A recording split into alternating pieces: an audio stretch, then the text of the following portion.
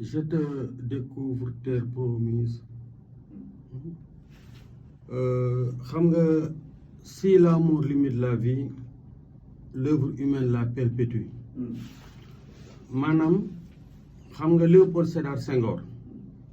daf daan wax j'ai pas peur de mourir mais j'ai peur de tomber dans les tiroirs de l'oubli. Senghor avait toujours voulu relever avec brio le défi de l'immortalité. Loolu tey Senghor réussir na ko moo tax xam nga Senghor production intellectuelle poésie envergure intellectuelle moo tax turam fayul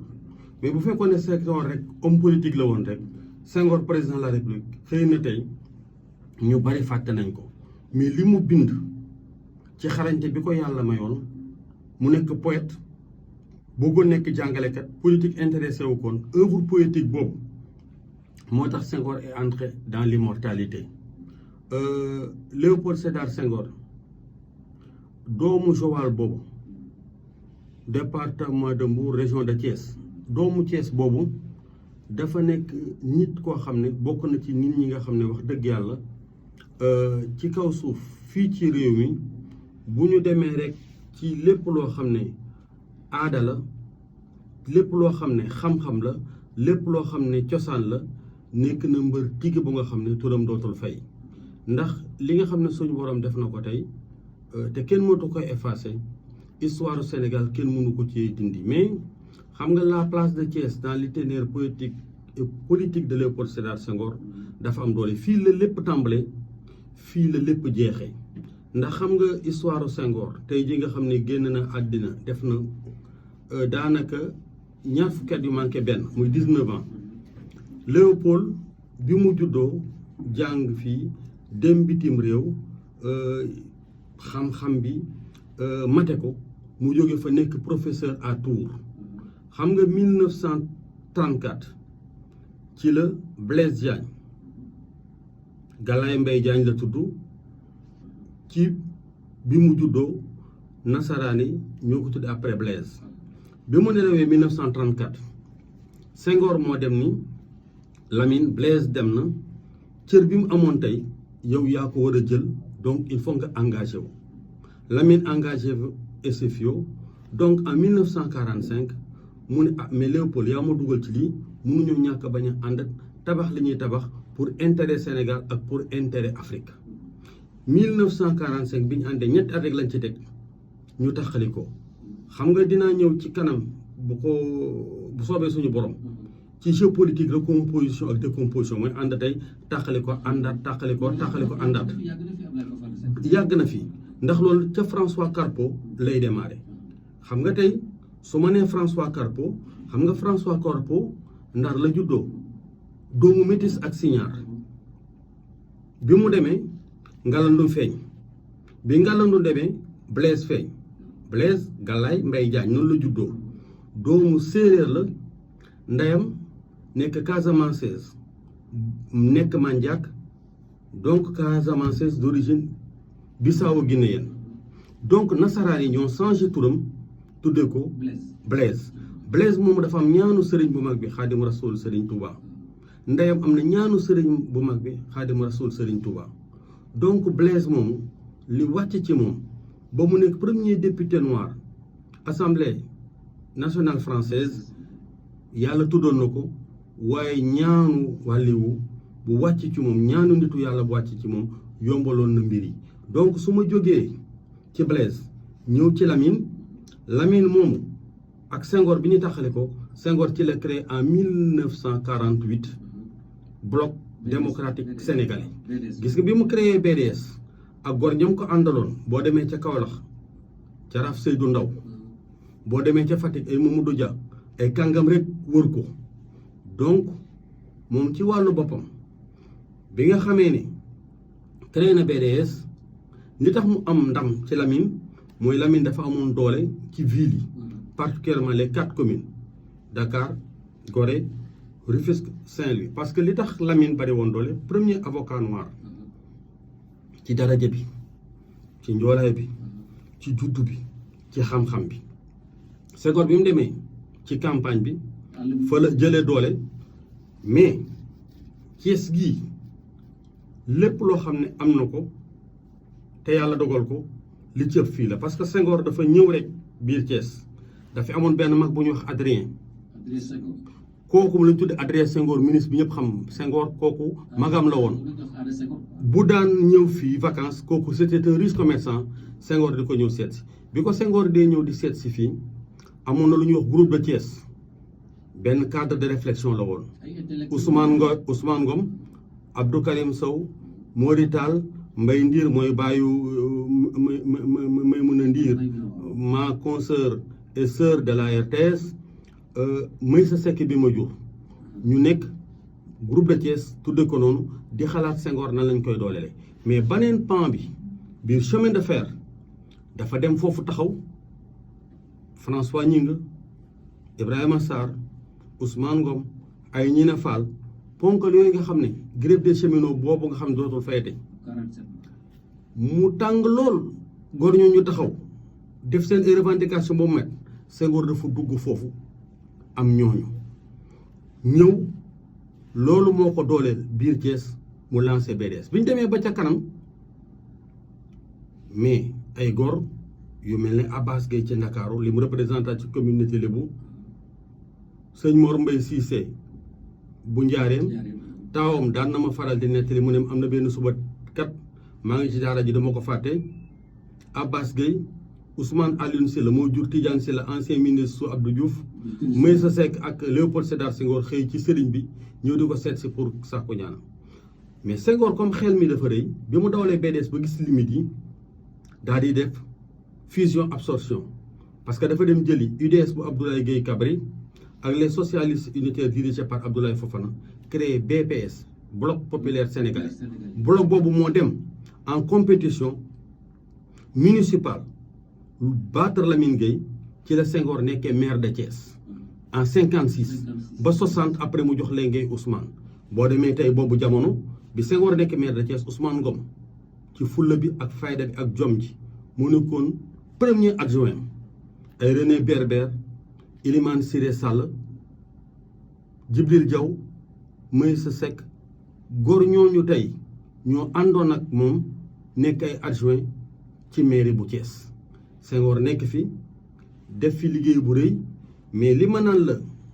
recomposition décomposition Lamine ma mu tàqali ko woon ca 48 àndan nag moom 58 ñu créé UPS Union progressiste sénégalaise SFIO ci jamono 45 la woon tu as vu oui donc 48 Senghor dem créé BDS SFIO mi ngi continuer parce que temps yooyu ñaari famille politique ñoo foon SFIO ak BDS reyante bi mel ne la Joor ba ak tubaab ba lu nekk nag defante nañ ko ci seen biir parce que boobu violence dafa bari woon ci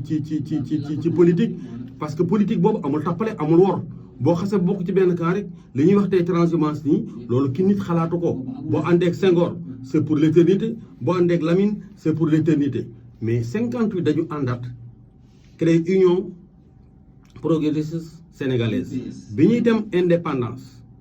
Senghor nekk président de la République Lamine Gueye nekk président de l'Assemblée nationale Mamadou Dia nekk président du conseil c'est lui qui avait tous les pouvoirs bul fàtte ne même ci fusion absorption yooyu Senghor dem na jëli pra Sénégal ay ñoom Amadou Mahtar Mbow Abdoulaye Ly premier docteur à S lettres tika bi Assane Seck oui parce que Assane Seck tey doomu Casamance la mais il est wakamois d'origine xam nga boo gisee tey dans le sud di nga gis ay sant yu mel ne ay Seck ay Gueye ay Ndiaye ay loolu ñoo ñëpp souvent c'est des nordistes yoo xam ne après dañ leen fay affecté finalement ñu nekk xoolal des Casamançais yoo xam ne d'adoption parce que Casamance jamono bi nga xam ne Senghor mi ngi fi nekk ñaari ponkal ñoo fa nekkoon Émile Badiane ak Édouard Diatta mooy Papé Bruno Diatta ñaari ponkal yooyu ñoo fa taxawoon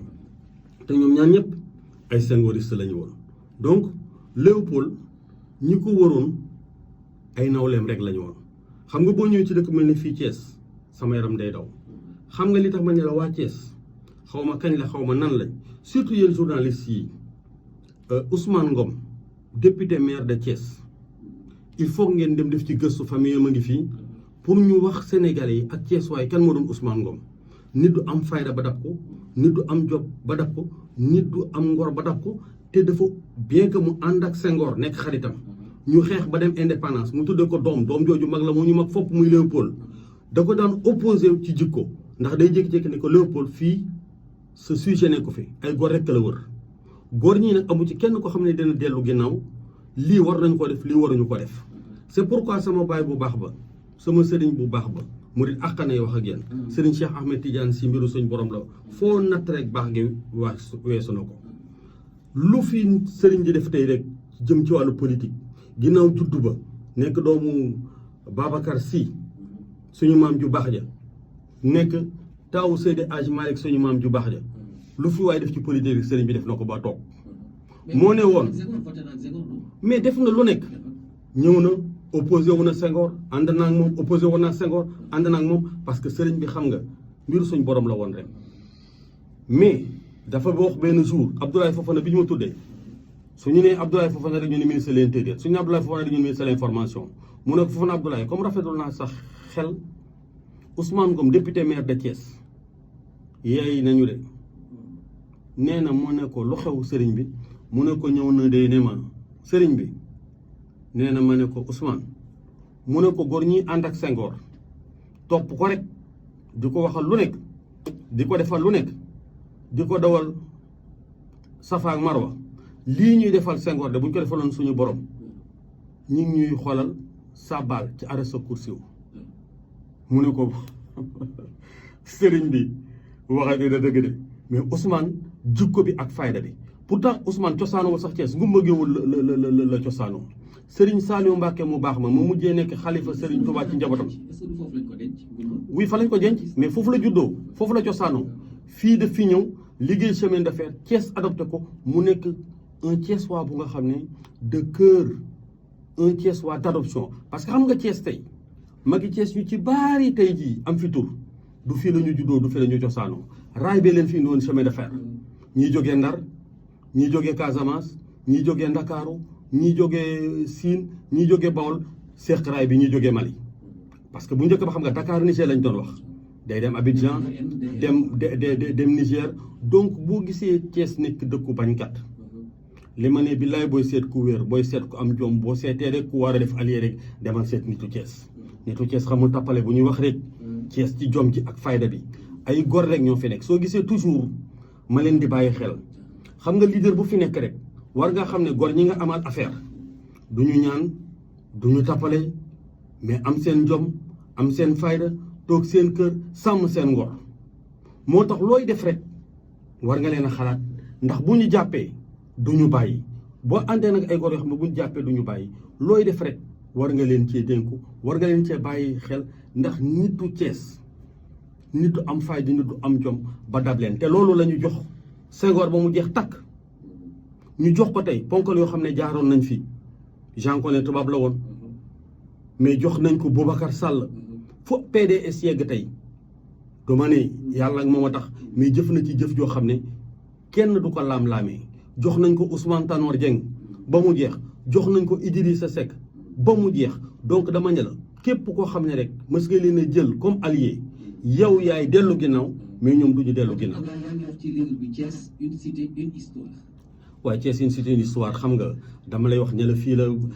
xoolal muy dëkku bañkat xam nga dama ne la Thiès est la porte d'entrée du Kayor xam nga ñaata dameel am 32 dameel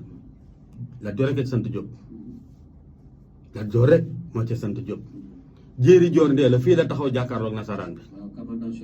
la mu def commandant Chatan wax jooju dootul fay ba faw wax jooju dootul fay na gis nga loolu nekkoon nag ci jéeri joor ndee la ci jom jeeg fayda yi mu donn ko ci bàyyi bi nga xam ne dameel la woon moo nekk ci képp ku nekk xam ne gone Thiès wala ma ko Thiès dañ leen deree rek mais duñu dellu ginnaaw mais également une histoire c'est vrai politique. mais li ma lay wax rek avant ma ñëw sax ci sport ak culturel mooy xoolal Thiès ni mu bindoo li tax mu doy waar Ceene baa ngi fii Njaasaan a ngi fii Pire a ngi fii Tiwaawan a ngi fii Popenguine a ngi fii dëkku ñaanukaay la de. Quelle richesse. xam nga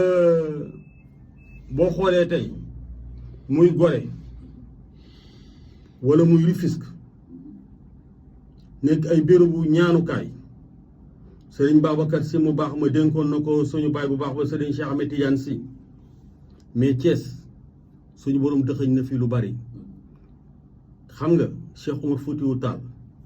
jaar na ci dëkk bii ci Thiès gii am na fi bérébu ñaanukaay boo xam ne ump na ñu bari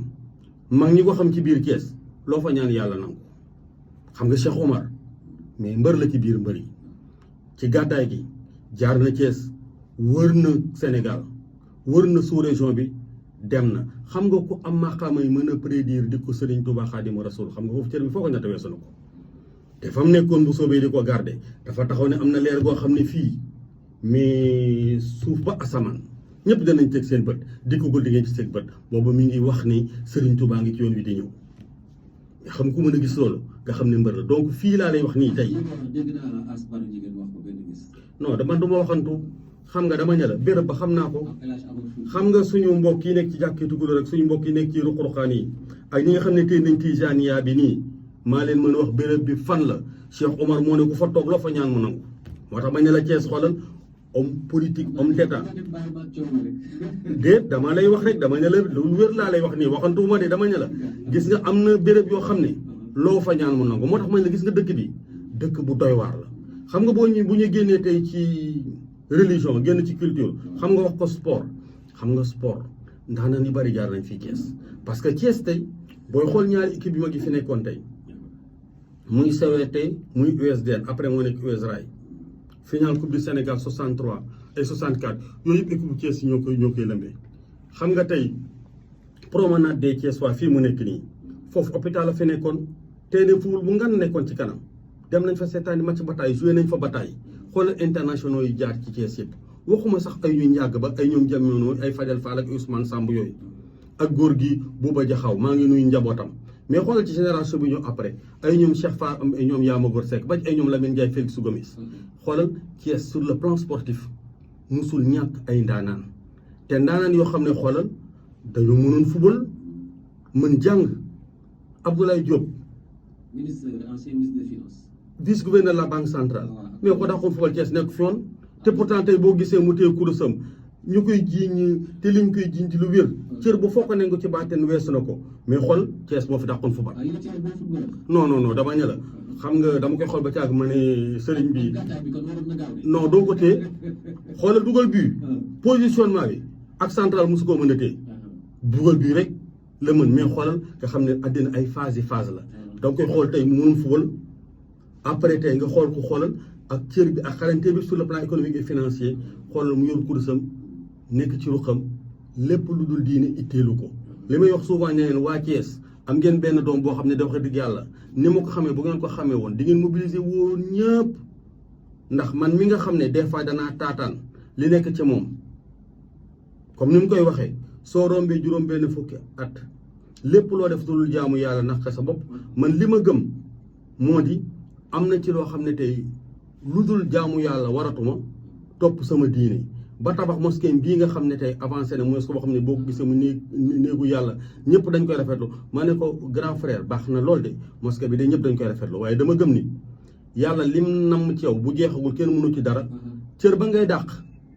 muy dëddu àddina bu fekkee ne yàlla nag wax na ne cër bi tey jeexagul cër bi jeexagul nit surtout mu nekk taalibe day na ko dogal suñu borom njëriñ amel nga ko réew mi ndax yàlla jox na la xam-xam bi jox na la yar bi jox na la teggin bi Thiès am na ci ay ñoo xam ne tey ils sont dans l'exemplarité ay modèle lañu war a nekk di jëmbay. voilà très bien xam naa ne dañ ubbi téléphone bi dans 10 minutes day fekk mu des peut-être 30 minutes ci livre bi tam yaa ngi wax parti socialiste une histoire mouvementée un parti qui a marqué d'une pierre blanche l'histoire du Sénégal. waaw ñoom ñoo ŋànk réew mi avant ak bi ñuy dem indépendance c'est le premier parti du Sénégal parce que avant mu tudd parti waaw avant mu judd parti socialiste dafa tudd 48 BDS après judd BPS après ñëw judd UPS après tudd PS xam nga Senghor ponkal la xam nga des fois waaw mais xam nga souvent sigle day dem ba dootul accroché nga changé ko xam nga PS tey man su ma doon déglu sigle ba dañ koy changé ndax waaw dañ ko war a changé def na temps parce que tey booy xool xam nga Ousmane Tanor Dieng bi mu demee ci opposition en 2000 booy xool récupéré na après universitaire yu bari récupéré na ay jeunes yu belle comme ñoom Barthélémy Diaz ñu taxaw dugg biir parti socialiste en renfort mais tey loolu dafa war a continuer ñu seetaat ay ndaw parce que xam nga parti ndaw daf ci am solo xam nga Ablaye lan moo doon force am mag la créé PDS en 74 mais xale yi ñoo gënoon bëgg Ablaye Wade sax mag ñi gis nga parti pour mu dund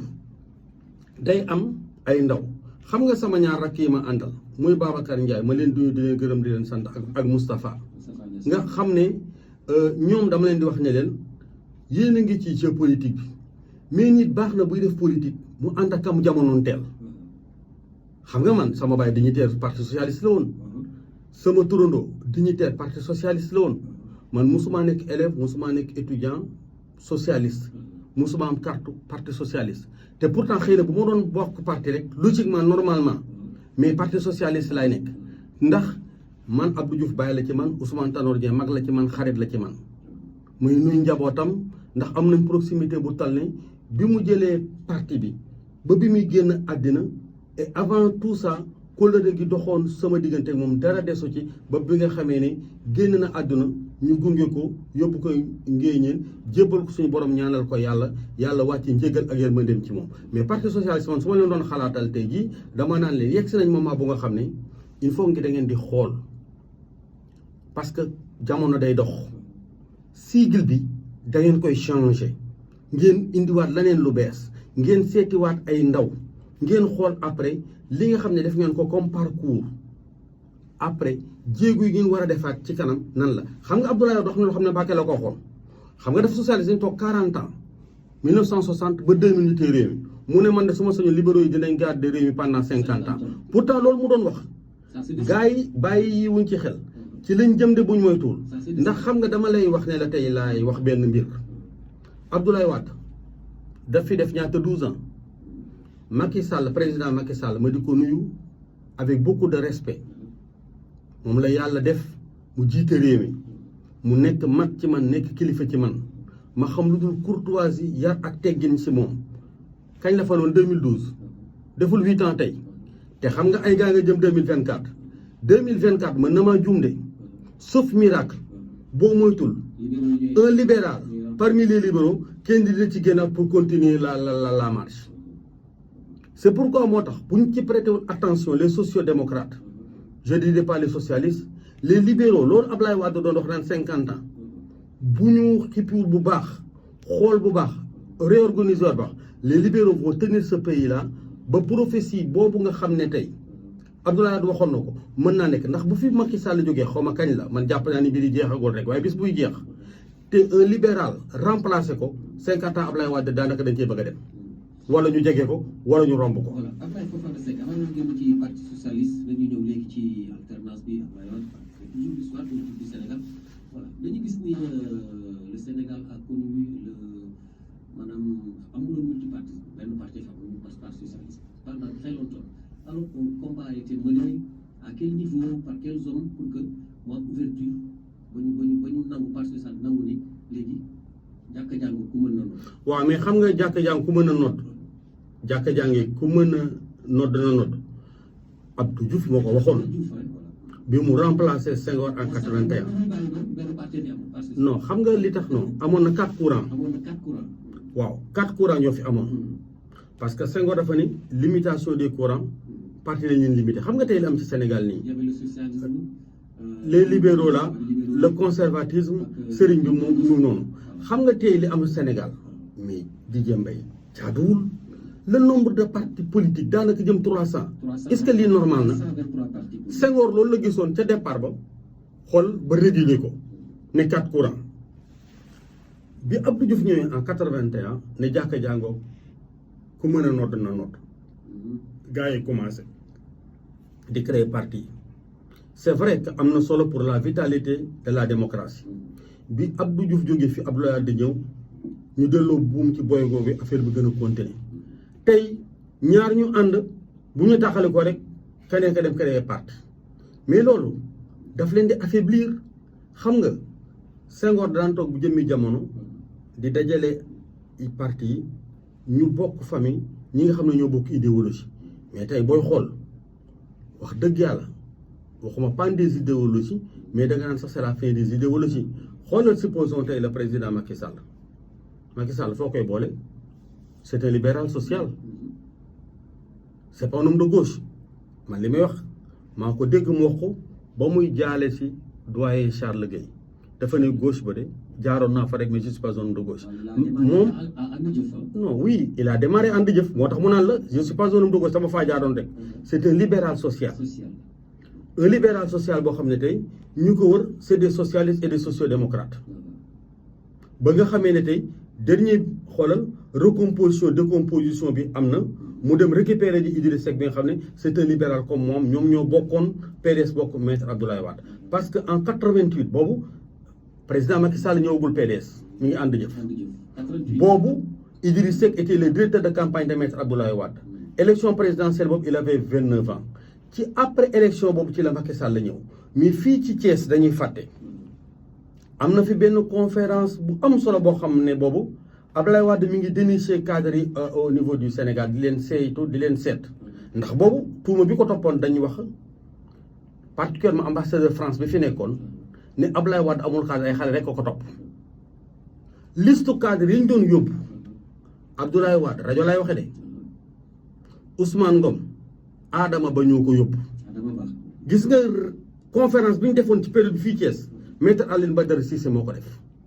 président Macky Sall defoon na fi benn intervention boo xam ne wallaay maa lay wax nii man dama waxantu parce que temps yi cadre yi autour de Kader Sow autour de l'ancien maire de Saint-Louis Ousmane Masseck Ndiaye gis nga ñooñu la woon booy xool tey à Dakar l'homme fort c'était qui Abdoulaye Faye Thiombé Thiam mooy ndeyam nekkoon ci ginnaaw maître Abdoulaye Wade boobu mu am doole déggoo ak Ousmane Ngom ñu nekk ci ginnaaw Boubacar Sall mais boobu la Jean-Paul Diaz def irruption sur la scène politique sénégalaise et particulièrement dakaroise ci juddu bi ci xam-xam bi Jean-Paul énarque la Jean-Paul ponkal la papay Barthélemy doom fit ba dal Jean-Paul Diaz am na xam-xam bi am na fit bi am na xarañte gi donc mu nekk ay ponkal yoo xam ne ñu ngi woon ci biir PDS mais ci conférence su Thiès boobu Alioune Badara Cissé moo doon def conférence bi cadre yu bëri fël ci temps yooyu dans le PDS autour des Marcel Bassel et autres parce que bul fàttani Fara Ndiaye qui a été pratiquement le premier numéro 2 ba ci Oumar Sarr le dernier numéro 2 mais ay ponkal ñoo ci nekkoon le président Macky Sall avait fait une intervention telle que Abdoulaye Wade était séduit et impressionné par la qualité de l'argumentaire développé par Macky Sall. Donc après plus tard ci lañ créé CIS parce que bi Ousmane demee créé PDS en 98 il laisse le boulevard à Idrissa Seck bi muy réorganiser PDS président Macky Sall moo jiite woon cadre yi mu dem ñu dawal 98 99 2000 avant ça cheminé dans le PDS pratiquement pour une période de 10 ans bi mu jëlee affaire yi nag en 2000 Idriss Seck numéro 2 du PDS nekk directeur de cabinet ministre d'État bu Abdoulaye Wade Macky Sall le premier poste qu'il a occupé c'était poste de directeur général de Petrosen fa la nekkoon di liggéey après fa la jógee nekk ministre de l'hydraulique des mines et de l'énergie jóge fa nekk ministre de l'intérieur jóge fa nekk premier ministre jóge fa nekk président de l'Assemblée nationale tàqali ko ak Abdoulaye Wade créé APR décembre 2008 3 ans mu opposé ko nekk chef de l'État. Waaleykum salaam. Oui. ñu dellu ziar kooku kan la. vraiment di kontaan ci invitation bi invité suñu mag. waaw. Abdoulaye Fofana. may xakam daaxa kan de. daaxa waaw waaw. waaw woy juróom bi Alaaji may si fekk. nekkoon xarit ci sama woy jur Alaaji daaxa kan. li muy wax invité nga ko bëri xam-xam. lii moo ko war.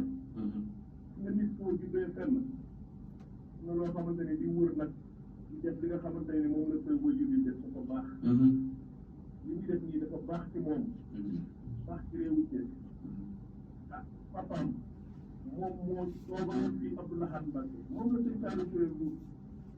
mais teraanga bu ne defal na ko teraanga bu ne defal na ko wàcce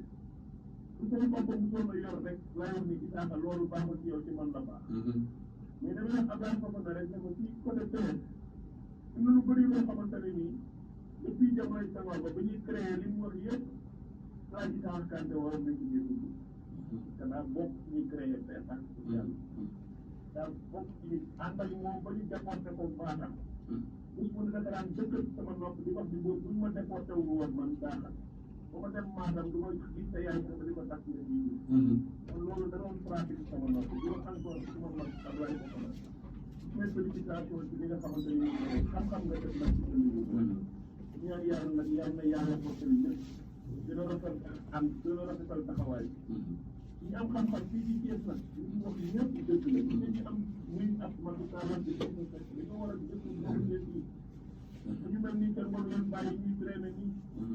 ñi nga xamante ni il est journaliste mais nag am na loo xamante ni ñu mel nii da nga leen di jël teg leen seen wet ñuy indi seen xam-xam bi la ko yokk parce que bu nit koo xamante ni kuy tricher la parce que soo xoolee xeeram ak ni muy waxee di nga xam ni jël na jikko bàyyam ko bàyyam nag mooy mu wax dëgg te yàlla tax te gis nga mu wax keroog bi nga xamante ni nii ma nga woon ca fële ci Thiès bële keroog bi muy wax yëpp sa fekk soloon na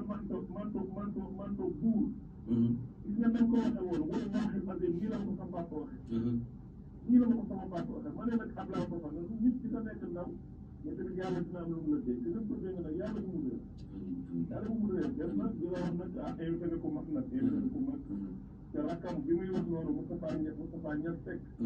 ci ñu tudde ko Moustapha Niass du assemblée nationale ci ñu dëgg la de xale la mais ku am fulla ak fayda la ñu ngi ànd ak suma xarit Babacar Ndiaye boobu suma xarit la ñu ñoom ñëpp te ñu ñee ànd di ko dugal kon nag yàlla na la yàlla defal jàmm yow tamit jigéen waaye yàlla na la yàlla defal jërëjëf daax waaw jërëjëf daax mais am na lu ñu tëb Abdoulaye Fofana Seck léegi la sama xel dem si ne on parle du socialisme toujours pas parce que y a de grands hommes yoo xam ni ils ont marqué qui continuent de marquer l'histoire politique du Sénégal on peut dire Ramatoulaye Aly Habib Thiam Moustapha Niasse l'actuel président de l'Assemblée nationale Djibo Leyti Ka qui est parti Ousmane Tanor Dieng qui est parti wax nga ci lenn mais Moustapha Niasse ak Habib Thiam ak Djibo Ka quel moo été leur rôle quoi dans cette histoire là du parti socialiste. jërëjëf dinaa ci ñëw waaye damay delloo nuyoo sama rakk jooju Daaxa Kanté. univers syndicaliste. waaw ndax xam nga li mu wax lu wér la baayam Isaaxa Kanté sama baay la dama juddu fekk ko mu ànd ak sama baay ñu nekk ñaari dignitaire socialiste yoo xam ne daj nañ lu nekk ngir Léopold Sédar Senghor xam nga Isaaxa Kanté boo ko xamee ci fit bi ci ngor gi ci personnalité bi ci dëggu gi donc daf lay yéem te it nekkoon mbër tijji ndax xoolal kenn du jàmmaar la ak moom teegula suuf ndax am na loo xam ne yàlla baaxee woon na ko te magu Cees amu ci ko ko ñemee woon day ñëw jàkkaarloog may sekk bi ma jur ne ko may sa mu ne ko waaw mu ne ko am nga Abdou Lahad Mbacké am nga Abdoul Aziz Sy may sa am nga Senghor am nga Abdou Diouf may sa ñu jàmmarloog ñoom ñaar nekk ay mbër tiigi yoo xam ne xoolal dara feesul seen bët kon sama rakk yooyu su duggee wax loolu dama koy wax ne ko bàyyam man organiser naa fii benn diine débat lu ma def dama koy assumer société civile bi mu mës a gëm nekk ci di ci yëngatu 88 laa commencé def ay conférences yi ci biir Sénégal def naa ci boo xam ne CAT la 94 mi ngi mel ne tey ci man Ousmane Tanor Dieng moo ko présidé fii ci CAT Blës moo ko moomoon ma yeggate avant kenn di dugg jour boobu Souleymane Bachir Diagne professeur agrégé de philo am bac C am agrégation à l'âge de 23 ans moo def conférence bi Moustapha Soura moo nekkoon modérateur des débats Ousmane Tanor Dieng ñëw toog ñu def benn réflexion boo xam ne keroog Thiès léegi c'était autour de démocratie droit de l'homme c'est les thèmes là très consensuels jour boobu Isaaxa Kanté sama baay bu baax wa ñëw na CAT Ousmane a ngi toog ak tout le gotha de la République mu ne Ousmane kontaan nañu tey bi nga ñëwee CAT fii dëkku Senghor la dëkku président Diouf la bu la fi sarak Abdoulaye Fofana indee pour nga présider benn réflexion intellectuelle ñun magi Thiès kontaan nañu kon loolu lay delloo ci li nga xam ne daaxa wax na ko ñoo bokk baay Isaaxa turam dootul fay ci histoire Thiès dootul fay ci histoire Sénégal boot na Diouf rogante ko boot Jean Collin rogante ko boot Léopold Sédar Senghor rogante ko. ñu jël auditeur bi xam nga jàng ligne bi allo. allo. waaleykum salaam. waaw man la kenn. Abdou Kende na nga def. waaw maa ngi lay. waaw yaa ngi ci émission bi. waaw ñu ngi def maa ngi nuyu sa bopp. waaw. ndax xam naa ko xëy na moom sax dama xam ndax boobu ñoo ngi jàppee mu di jàng alxuraan boobu suñu nataal gi ñoo nekk ci ilimaan waaw boobu góor gi ne sa fekk kooraa moom sama xaritu mag waaw waaye wax na loo xam ne gis nga Sénégal gi borom xam-xam yëpp boo leen xoolee région de Thiès lañ jëm ndax boo xoolee ci soxna Cheikh Anta Diop ñëpp région de Thiès ak moom moomu Baye Gana Kébé kon loolu ngeen wax ni Macky Sall war na woo doomu Thiès yi bu leen doon woo dina xam lu bari ci dina xam lu bari ci histoire Sénégal mun na am na lu wax sax ci Blaise Diagne woon foofu la ko sëñ Touba woon ko yaay Blaise am Iblis mu ne ko man maay Blaise Abdoulaye laa dinaa la dimbali sa jaami waaw la Blaise fag yére ñu yóbbu lu dima ci kër commandant ba di leen jële duma moo taxoon Blaise Diagne am na lu ci sëñ Touba waaw ñu ngi ci xam-xam boo xam ne ñoo ci kontaan bu baax man toujours maa ngi gën a rencontre des arts parce que soo bëggee xam lu bëree bëri ci ay histoire surtout ñun artiste peintre yi nga xam ne lu ñu dégg dama lay def ne ñu mën na la leen soxla loolu laa ci liggéeyoon pour gën a kontaan yàlla ko yàlla gën a yokk xam-xam taxawoo ko loolu maa ngi def lu baax loo xam ne yow moom amoo benn kii macha allah waaw mention spéciale nga am yow yéen fu ñu woowee waa Thiès ci la mën laa woo ca Elba ndax yaa ngi gëstu démb di ko dox kon yow ci biir ci nga bokk. voilà jërëjëf Abdou Kende léegi Abdoulaye Fofana Seck dama bëgg ñëw si li ma la doon laaj léegi far sama auditeur bi dugg Habib Thiam la fidélité personnifiée Moustapha Niasse un serviteur de l'État au parcours exceptionnel et Djibo Leydika un homme d'État compétent un orfèvre du verbe l'art de la République. ci laay jëm DJ maa ngi gërëm sama mbokk moomu léegi duggoon léegi tudd na góor gu yàlla baaxee woon sëñ Makhtar Gueye moom la Serigne Saliou Touré remplacé comme ilimaanu jàkkee murit góor gi Makhtar Gueye ci taxawaay bi ci daraja bi ci xam-xam bi daf ma daan fàttali bu ma gisee Maodo Sylla moom rek la ma doon jox man ak doomam Sam Gueye commerçant ñu doon jàngandoo alxuraan sëñ Abdou Gueye dañu ko jàngal mais foo nattoon daraja bi rek weesu na ko moom moomu la Serigne Saliou Touré remplacé bi mu ñëwee fii ci dëkk bi ci ndigalu sëriñ bi may sekk mi nga xam ne moo doon représentant sëriñ bi wéye ndigal loolu ñu jëfe ndigal loolu ba tey Serigne Saliou Touré nekk fi imam nekk fi représentant nekk suñu baay nekk suñu sëriñ nekk suñu kilifa ñu koy ñaanal yàlla na ko yàlla dolli wér dolli ko gudd fan njabootam gi yàlla barkeel ko tudd nga nag Habib Thiam Niass ak Djibo xam nga livre bi booy xool ni ma koy defee nii Abdou Diouf tegale ñooñu Habib Thiam Moustapha Niasse Djibo Leydika lu wér la j'ai fait exprès ma dajalee la noonu ndax xam nga ñoom dañu am ay rapport conflictuel seen biir xeex ba jeex te yàlla li mu namoon kenn mënu si dara gis nga Habib Thiam am lay wax ne la pour politique moo ko détruire sénégalais xamuñu ko mais nit ku baax nit ku am jom nit ku bari am diine nit ku am ngor mooy président Habib Thiam président Assemblée nationale premier ministre am xam-xam wàllu piir jullit àqan taalibe tijaan àqan mais politique mooy indi souvent nit ki avant ñu koy sax découvrir daanaka mythe bi amoon dañ ko yàq moom il a eu des rapports ak Diouf yoo xam ne rapport bi foo ko natt weesu na ko parce que xam nga Abdou Diouf bi yàlla tuddee lim ci tudd il fallait que Habib Thiam existait pour destin boobu nekk ndax xam nga bi ñu nekkee en France di jàngandoo Abdou Diouf fii la jàngee bi mu amee baccalauréat Saint-Louis dafa ñëw université de Dakar autour de 1955 bi mu ñëwee Lamine Diack Assane Bassirou Diouf Alioune Sène Mendes ñooñu la doon jàngandool fi université de Dakar bi mu demee France la fa fekk Habib Thiam ci la xamanteeg moom bi ñu jàngee nag ba jeexal infom nga xam ne tey nekk nañ administrateur de colonie léegi administrateur civil la ñuy wax war a ñibbisi bi ñu waree jël Abdou Diouf jël avion parce que il était major de sa promotion avion boobu moo doon dugg Habib Thiam moo ko ci génne te réservé woon nañ ko avion bi ba nga xam ne jot na billet bi Habib Thiam ne ko non bul jël avion bi jëlal bateau ñu ànd ñibbeendoo Sénégal gis nga avion boobu ko Habib Thiam aye avion boobu ci la David Mandissi Diop duggoon coup de pilote moo daanu ci géej gi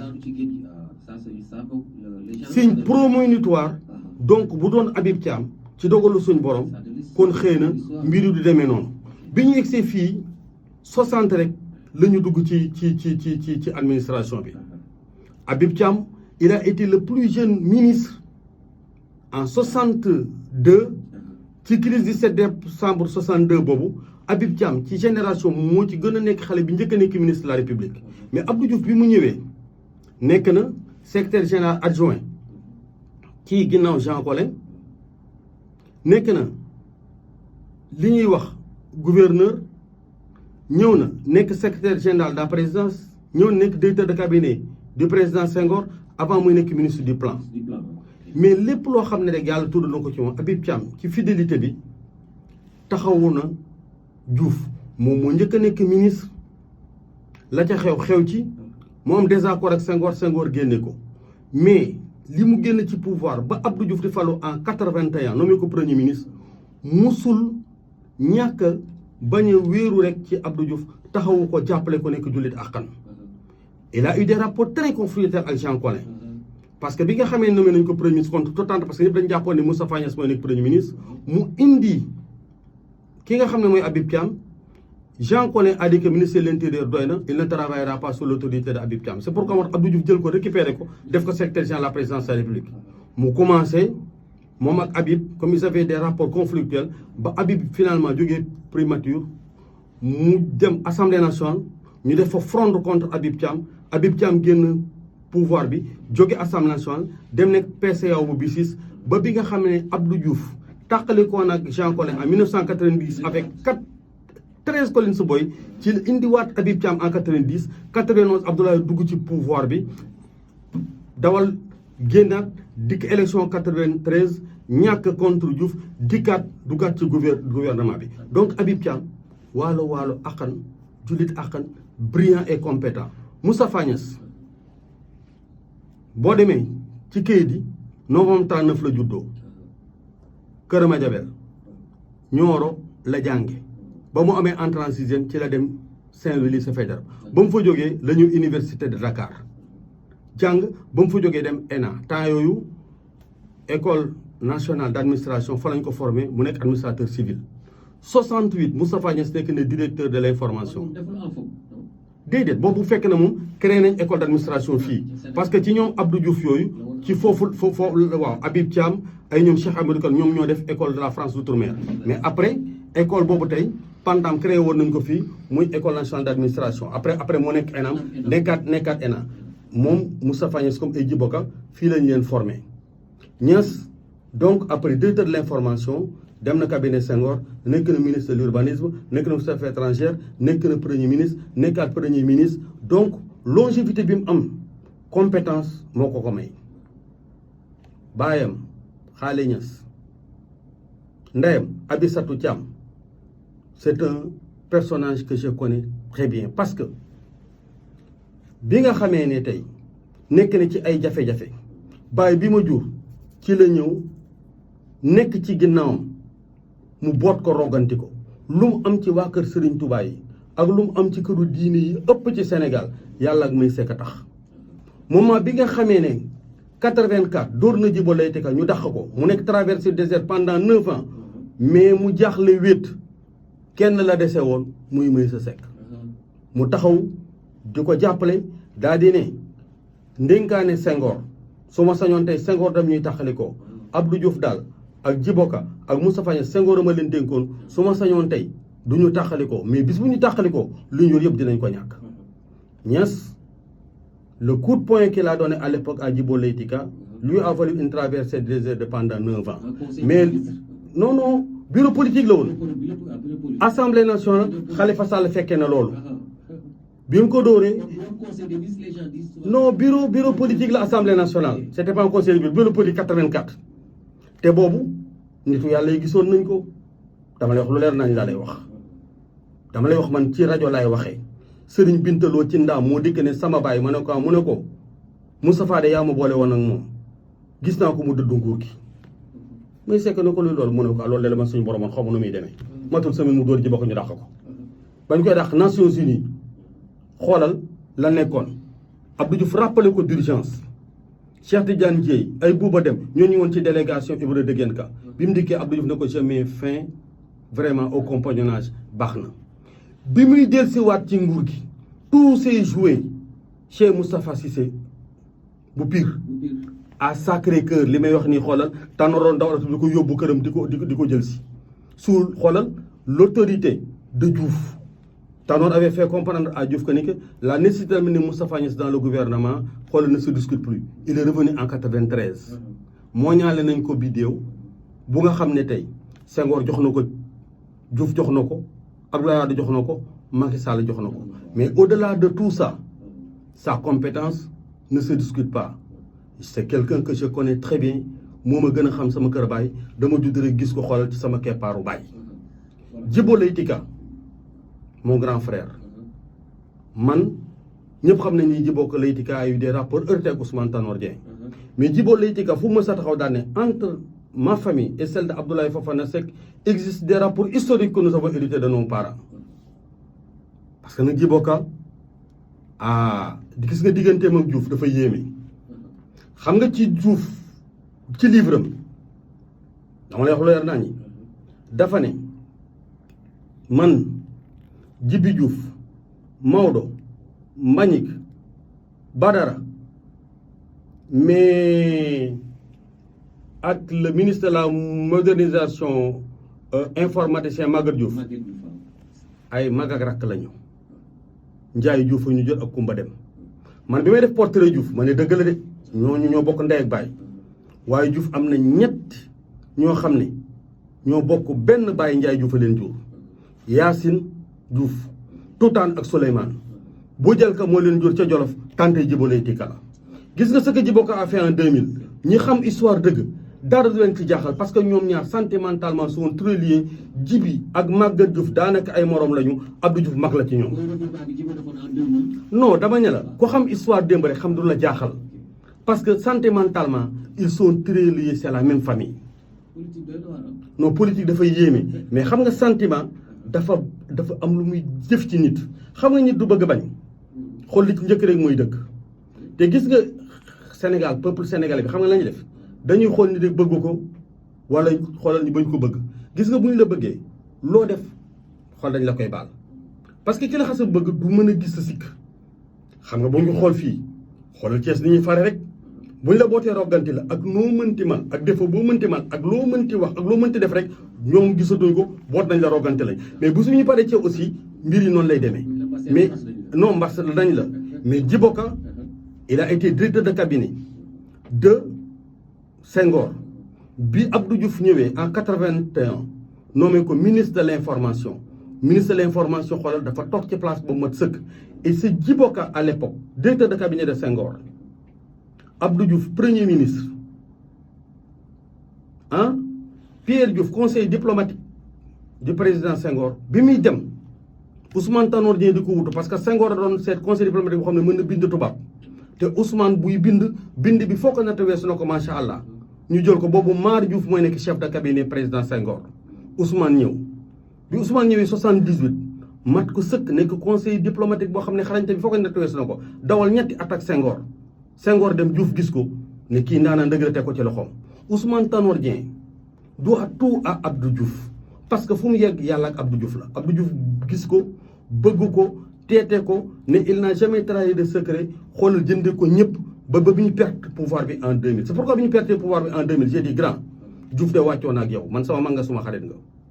wante nag li Diouf xooloon ci yow ba jënd la ñëpp fii nga koy démontrer. c'est pourquoi Tanor a eu beaucoup de mérite dans des conditions difficiles de 2000 à 2012 mu tee parti socialiste te Abdoulaye Wade ci férocité bi ku jàmmarloo moom résister rek yàlla dimbale parce que Abdoulaye Wade ponkal bu nga xam ne mais cuune du jàkkaarloo moom parce que dans la politique c'est un géant de l'histoire te mbër la Abdoulaye Wade ci daraja bi Abdoulaye Wade ci tabe gi ku mën a résister pendant 12 ans ba mu jóge fii am na lu yàlla na ma ci yow. c'est pourquoi moo tax en 2012 bi Macky Sall ñëwee mu fal ko moom ak Niass ak